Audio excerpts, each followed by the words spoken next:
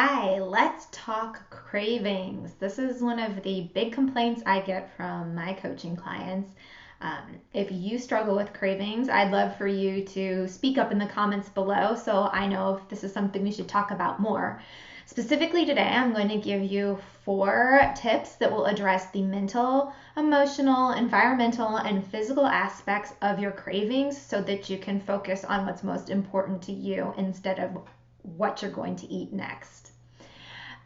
So number 1, let's talk about the mental. If you're all of a sudden are struck with a food craving and it's not a mealtime, set a timer for 5 minutes, 10 minutes, 15 minutes, whatever you feel like you can talk yourself into, and agree that you're not going to give in to having that food for that period of time, and go ahead and busy yourself with something else.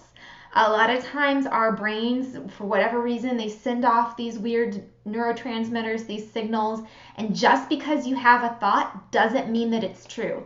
Just because your body says you need some sugar right now because you're low on energy doesn't make it true. And usually if you can get a little bit beyond that impulse mentally, you may find that you really don't need to eat at all and that you are not physically hungry. So that's tip number 1, address how your brain is reacting and give yourself some space to really evaluate if that's what your body is trying to tell you. Number 2 is your environment. So don't bring foods that are trigger foods into your home. This doesn't mean that you can never have ice cream again. It just means don't bring a gallon of ice cream into your home. And maybe if you're living with other people or you find that challenging, just bring in a pint.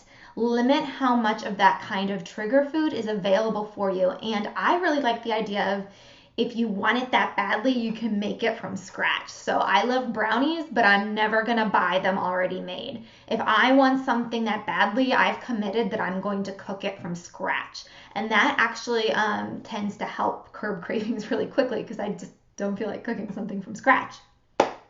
All right, so let's talk emotional. Find non-food ways of having fun. Even have like a day where you sit down and write all the fun things that you did. Do a little like fun and pleasure audit.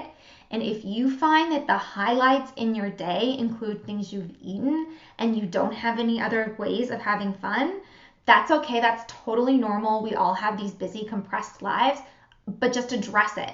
So go out and find some fun and novelty in your life, whether it's trying a new dance class, meeting with friends, reading new books, whatever it needs to be.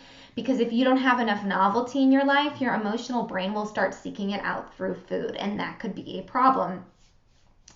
And the final aspect of cravings is that you might find yourself having cravings right after a meal or even when you're full, or you feel like you get this sudden energy slump. And that's reactive hypoglycemia in many cases, which I talk about on other videos.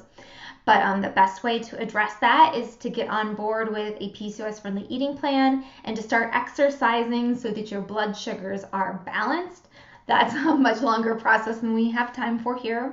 But if you head over to my website or you subscribe to my YouTube channel, you're going to find resources for addressing the physical issues that might be driving your cravings as well. Okay, so comment below if cravings are a thing you're struggling with, or if you have a clever way of beating your cravings that you'd like to share with our community. And subscribe to get more actionable tips on how to live well with PCOS.